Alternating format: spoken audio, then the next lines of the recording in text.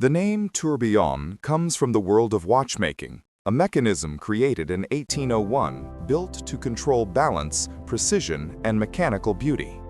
And when you see this car up close, that name fits perfectly. This isn't just engineering, it's craftsmanship. Bugatti describes the philosophy behind this car as for eternity. And when you step inside, that idea makes sense.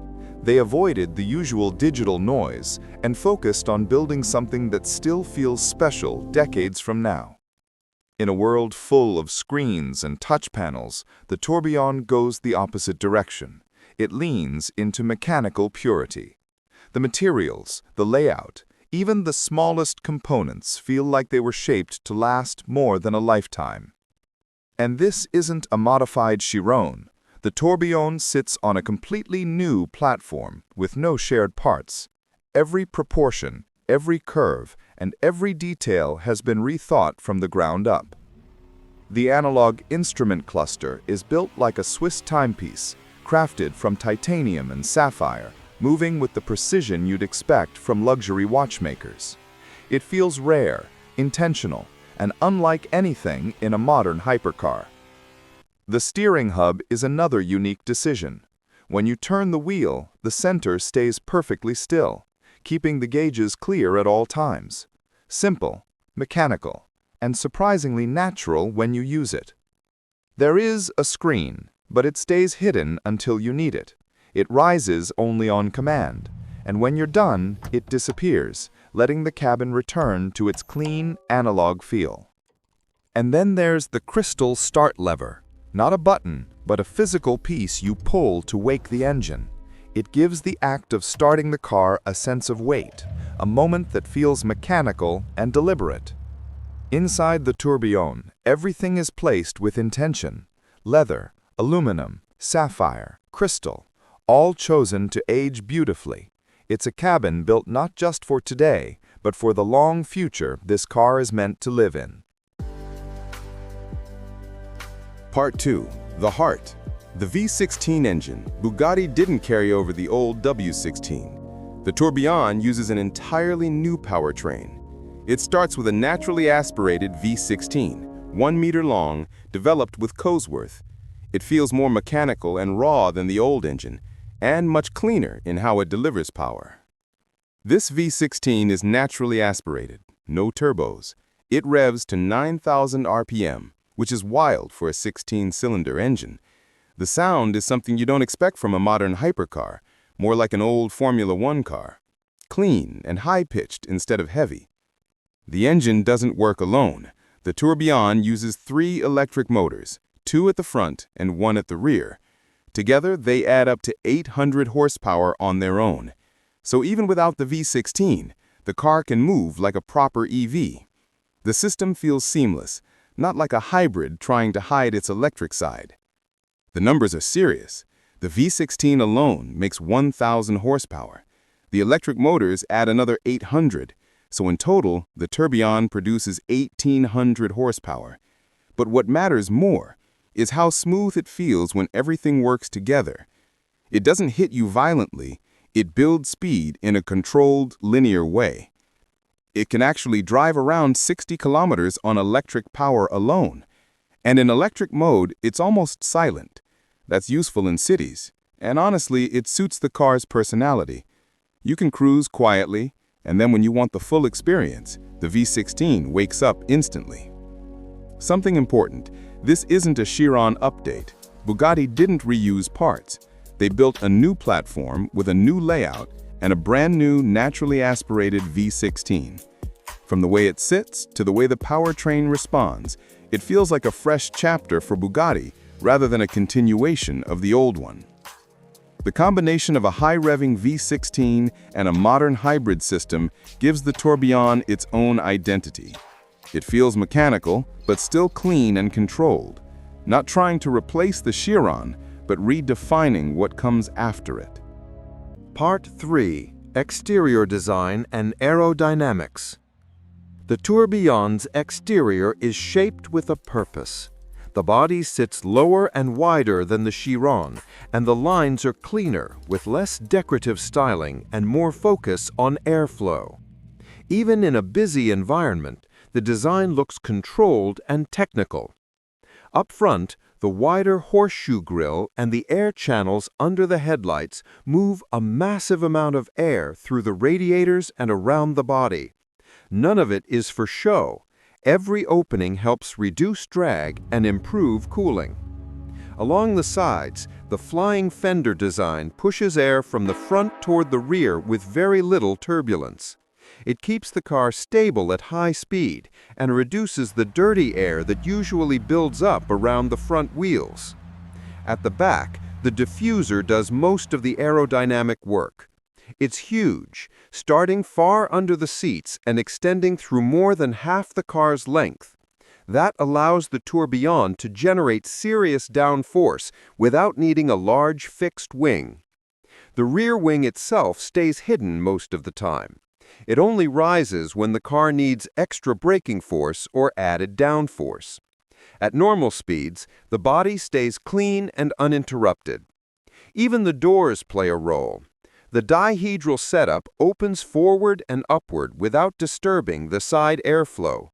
The whole exterior is shaped to guide air smoothly from the front to the rear with as little resistance as possible. Part 4. Interior. The cabin of the Tourbillon feels calm and minimal. There are no oversized screens or distractions, just a clean layout built around driving and long-term simplicity. The analog instrument cluster is the centerpiece. It's made from titanium and sapphire, built like a precision watch, and moves with a mechanical elegance you rarely see in modern cars. The steering wheel keeps that idea going. The rim turns, but the center hub stays perfectly still, so the gauges remain in clear view at all times.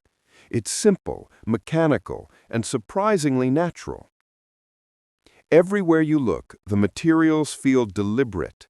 Full-grain leather, titanium switches, aluminum trim, sapphire components, and small crystal details, all chosen to last and age well over time. There is one screen, but it stays hidden inside the dashboard. It only rises when you need navigation or CarPlay and disappears when you're done, keeping the cabin focused and analog. The crystal start lever replaces the usual push button. You pull it like a precise mechanical switch, giving the startup moment more weight and intention. The seats are finished in full leather, firm but supportive, with a driving position that sits low and centered. It feels focused without being uncomfortable. Even the roof lining follows the same approach.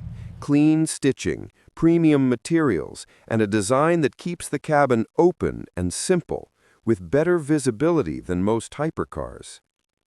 The overall impression is consistent, mechanical where it matters, premium materials everywhere, and a layout designed to stay timeless long after trends fade.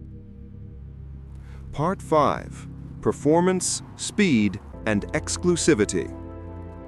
The Tourbillon makes 1,800 horsepower in total, 1,000 from the V16 and 800 from the electric motors. The delivery is strong, smooth, and completely controlled. 0 to 100 kilometers an hour takes around 2 seconds. It reaches 200 in under 5. The electric motors fill the gaps instantly, so the car never hesitates. Top speed is 445 kilometers per hour with the speed key. In standard mode, it's limited to 380 for stability and safety. In electric mode, the Tourbillon can travel about 60 kilometers with almost no sound. It makes slow city driving calm and effortless. On the road, the car feels stable and predictable. The new platform makes it lighter, more balanced, and more responsive than the older W16 generation. Only 250 units will ever be built. The starting price is around 3.8 million euros, with deliveries beginning in 2026. Part 6. Engineering Highlights and Breakthrough Innovations.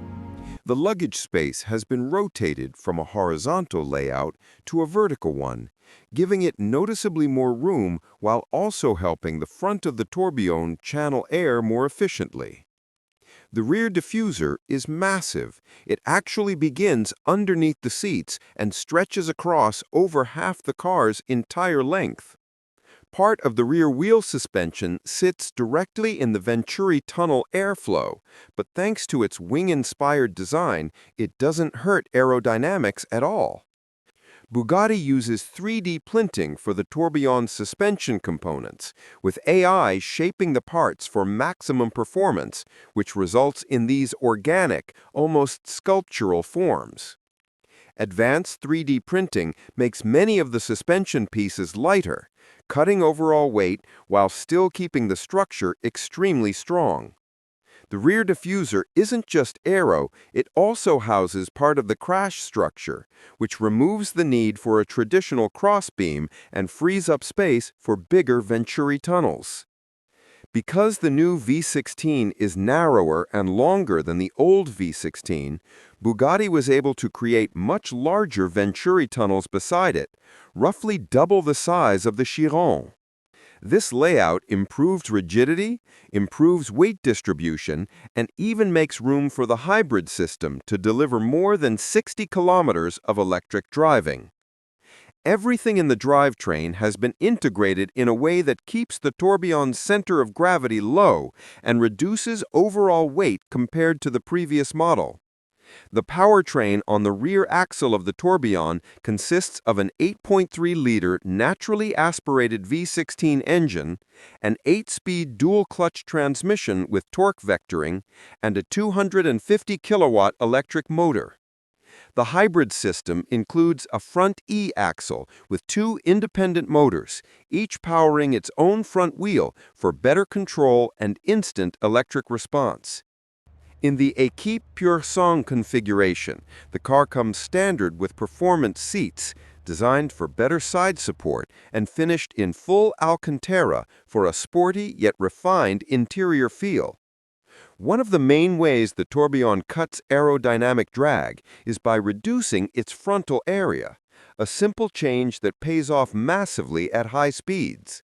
Its top speed of 445 kilometers per hour only works because of how advanced the aerodynamics are. Without that efficiency, those numbers wouldn't be possible. Every component of the tourbillon has been deliberately engineered. Nothing is decorative. Everything serves a purpose. Choosing the final design was less about looks and more about testing which concepts could truly make it into production and still meet Bugatti's performance targets. The front design, especially the larger horseshoe grille, went through extensive development to cut wind resistance as much as possible. The tourbillon's overall concept is one of the most extreme and unconventional ideas Bugatti has ever turned into a production car. The interior leans heavily into the world of mechanical watchmaking. Everything is analog, intentional, and designed to feel timeless. The precision-crafted front and rear lights play a big role in giving the tourbillon its instantly recognizable identity. Part 7. Outro Final Recap. A quick final look. New design, new powertrain, in a mechanical cabin. Different from the old Bugatti style, but still familiar. Mechanical gauges, a new naturally aspirated V16, 3 electric motors, and a cleaner aerodynamic shape. Performance is high, but the car stays predictable. It's a step forward for Bugatti. Still mechanical, still fast, but more refined and modern. That's the Tourbillon. Mechanical where it matters, hybrid where it helps, and built for the next chapter of Bugatti.